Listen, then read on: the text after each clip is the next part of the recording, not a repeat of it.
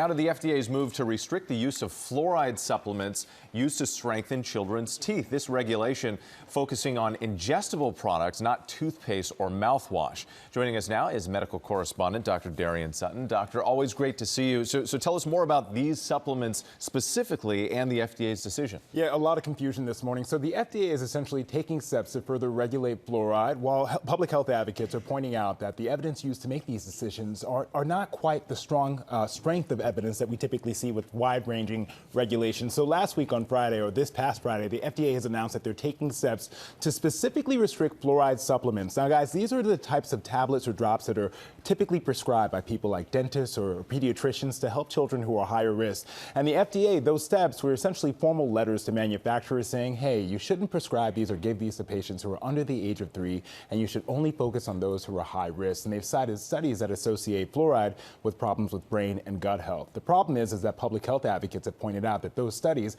are not necessarily applicable to children within the United States, as they're largely observational, and the data overall is weak, and it ignores the high-quality, decades worth of data that support fluoride use to prevent tooth decay. And obviously the American Dental Association has been looking at that data. What do they say? So they're disputing these claims. These studies were done in countries that are not the United States, where levels of fluoride were almost twice as high as the recommended limits. And so that is the reason why they're not necessarily applicable. They provided a statement effectively saying that fluoride is still considered safe and effective when used appropriately. I think, guys, the main point here is the children who are most at risk are those children who live in underdeserved communities, those children who are in low-income, rural communities. It makes it more difficult to attack a big priority in public health, which is preventing tooth decay. Interesting. And we're seeing some of these disagreements, too. We'll have to stay on top of it. Yeah. Thank you, Doctor. Appreciate it.